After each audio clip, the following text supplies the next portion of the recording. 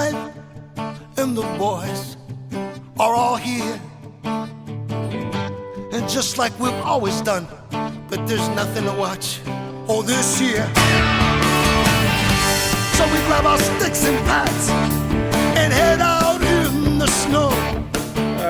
It's 8:45 here at the Breakfast Club. Joining us on the line from his home in San Antonio, Texas, the Blue Jays manager, John Gibbons. Good morning, Gibby. Hey, that sure sounded good. I like that sound.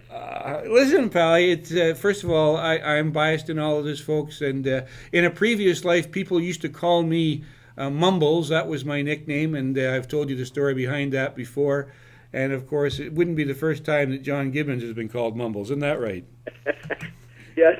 I thought I was the real Mumbles. Yeah, well, listen, but now I want to start off, listen, folks, if you're looking for a hard-hitting interview here and all the, X's and O's, it's way too early for that as far as what's going to happen with the Blue Jays and the batting order and all the rest. And there isn't a question that John hasn't been asked or that you haven't read about in the papers or heard about on the radio or TV since.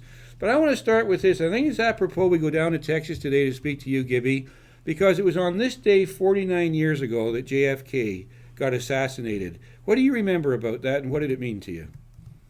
Wow, I was so young. I don't. All I really remember is hearing the stories from my parents and things like that. And but yeah, that was a day that rocked our country. The world stood still, Gibby. Yeah, rocked the world, and those things. Those kind of things put everything in perspective, and what goes on in the world, and the importance of life, and things like that. And we need peace in the world. We don't need that kind of stuff. I'll tell you, they still don't know who did it. Well, lots of theories, though. Yeah. Oh, yeah. I think they got one guy they know did it. Yeah, Gibby. Let me ask you this to get really the interview started properly, and Glenn's got a whack of questions for you as well. So it's all sunk in or starting to sink in, I would think, by now. Just a whirlwind day for you a couple of days ago. You met all of your old buddies like me in the media and other people. I know you always had a soft spot for this city. I know you were surprised when it came about and coming up here, and a lot of us were surprised as well because other names were being bandied about. But looking ahead for you right now, what is sort of the path, the critical path that you've got to do? What's the first couple of things you've got to get sorted out? Well, Mumbles, you can, you look at it over history. I mean, there's been a lot of great talented teams, and that really doesn't guarantee anything. But I think the most important thing we have to do is, pull them all together as a team. I mean, that's big. I mean, you look what Alex and Paul have put together here. It's a very talented group of guys that proven major league players in all-stars. Yeah, there's no doubt about that. And I'm sure you're the right guy to have the helm to pull that together.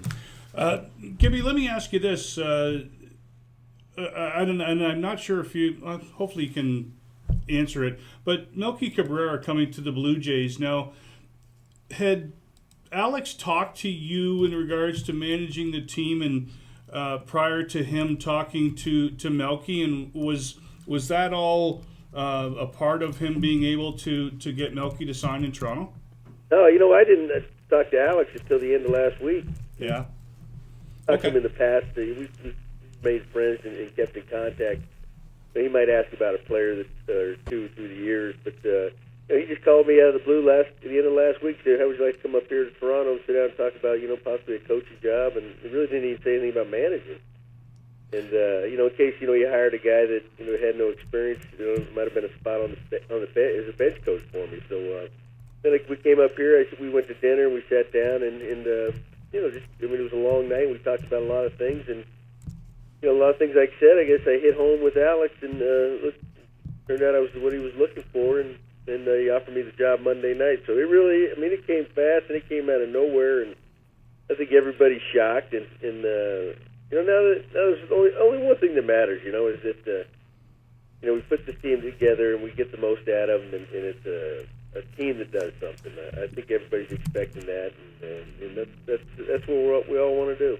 Gibby, one of our favorite sons, and I'm sure a guy that you enjoyed being with, Brian Butterfield, left and went down to the to be with Farrell in Boston. Butter's going to join us tomorrow here. He didn't want to say anything until the new manager was appointed. But have you given some thoughts to who your assistant coaches are going to be? Mumbles, everything's happened so fast. We haven't, Okay. talked briefly. We've got to do that pretty quick. Today's Thanksgiving down here, so once that's over, we'll do that. And because these guys have lives, and we got to give them some, what their future holds. But Butter's one of my favorites. Yeah. We've spent a lot of time together.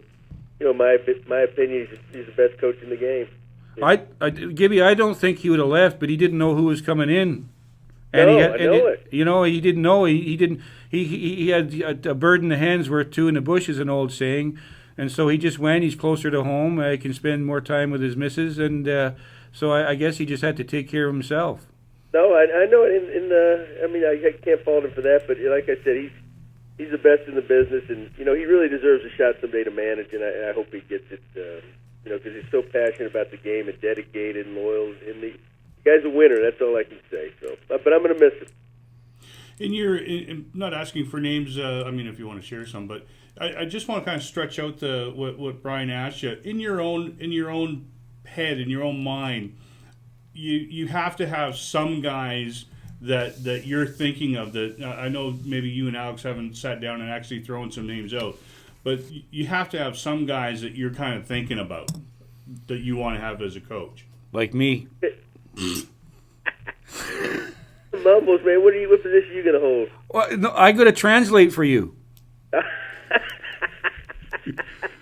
We'll be ready. I know a lot of guys, but you know what? There's a lot of guys in the staff that I know, and I've coached with before, and I think what's big too. I don't think you really ever want to shake things up too bad. Like I said earlier, this is this guy's profession. These are their jobs. And a lot of them are very, very good at it. And just because you got a new manager coming in, sometimes doesn't mean you necessarily have to overhaul everything. So that's the way I'd like to do it. But we'll see. We'll know something in the next week, I would think.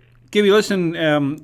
Because I know you well enough, I understand what you meant when you gave this answer. But you were asked the other day if this was your dream job, and you said, "Hey, I had a dream job last year. I was living at home, could spend time at home with my family, and still coach baseball with the what they called the San Antonio Missions." And you said I left a dream job to come to this, so that tells you what you have to know. Tell me, how much of a gap really is there between AAA ball and the bigs? Is it enormous? Well, see, this down here, it's almost double A, so it's even another step. But I'll put it this way. There's in the double A level, the kids have a ton of talent. And there's a lot of future big leaguers here. And what it is, the game, they haven't refined their game. They still make a lot of mistakes, physical mistakes, mental mistakes.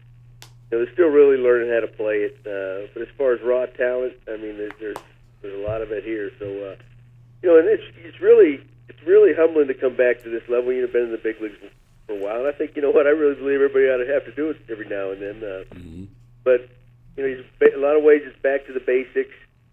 Teaching the fundamentals. The simple things, and you take a lot of things for granted once you come back to this level. You're used to seeing routine plays made all the time.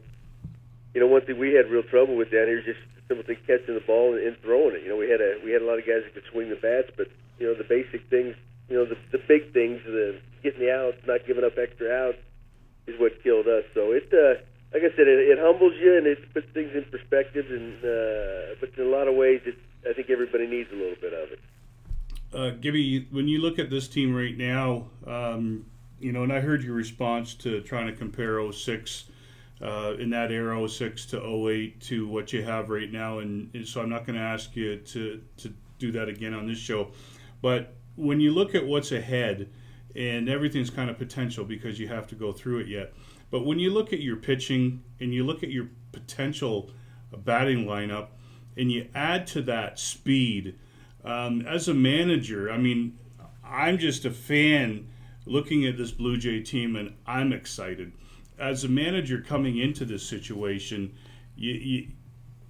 I'm guessing that you're pretty excited looking at what your potential is. Oh yeah, because really anything nothing we really don't have or that we're missing. Excuse me. On the nights that we're facing a tough pitcher and they're shutting down our offense, we got all that speed. We can make something happen and we can generate some runs that way. We got a lot of power throughout that lineup. And the pitcher makes a mistake, you get a couple guys on, boom, we can hit the big home run and open up the game and give us some breathing room. And I mean, when I was speaking a minute ago about defense, it's AA level. You look at what we're going to have potentially here at the big leagues is a very good, if not one of the best defensive teams around, and that makes a huge difference to that pitching staff. And so everything's in place. I know Alex he's nonstop, and he's always trying to tinker, and he's gonna even gonna try to make the team that much better. We're all excited. I mean, it's and the baseball world's excited. Baseball world looks at it and says, "Man, that's one heck of a trade." And the addition of Cabrera, and his Turris only add to that. So, it's exciting. I mean, it really hasn't set in on me yet that I'm going to be managing this. Well, if we keep on calling you, you'll get the message sooner or later.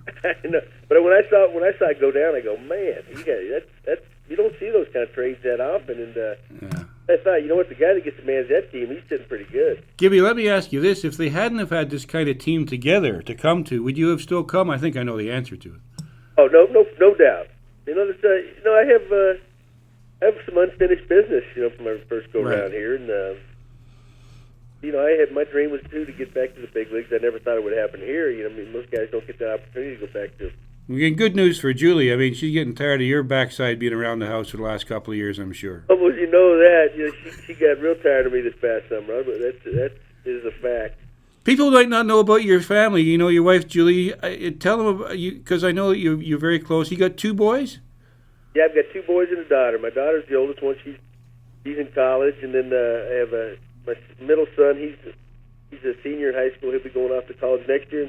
Then I got another son that's in the 8th grade. So it's that's why this past summer being here, was really really big. I got to spend some quality time with him, and like I said, because my other son's going off to college. Once that happens, you don't see him as often, and so we got it was a big bonding time because I'd been away. For over 30 plus years in this game, and you leave and you're gone 6, 7, 8 months a year. They're not always with you, so it takes its toll. So this was a big year for me, but it's gotten even bigger. I'll put it that way. Let me ask you this, and I started off with Melky Cabrera, and the fact that you didn't have anything to do with bringing him here, but you have coached him. You 2 were together in. He was in the minor system in New York, but Kansas City. You coached him in the bigs in Kansas City. So knowing how to work with him and him coming off what he went through in San Francisco, if there is anybody to coach him in the majors right now and everything that he's gone through, boy, I don't think they could have found anybody better than you, Gib. Yeah, I hope that's right. One thing I know about, I saw him briefly, when he first came up, when he, like you talking about, in New York, and he, there was a star-studded team, and he'd always look at a lineup and think, who do you get out in this lineup, or who do you look for to see coming to the plate? When they had, Jeter, Giambi, Bernie Williams, all those guys, Posada. Here's this new young rookie kid, and you think, well, maybe here's our spot. Well, hopefully he's coming up when we need a big out, And I used to watch Melky get big hit after big hit. He really did a lot of good things, and was a clutch player for him when he was just trying to establish himself. Traded him off to Atlanta. He did. I think he's turned into a part-time player. Then the Kansas City made a move for him and signed him there, and that was when I was there coaching as a bench coach.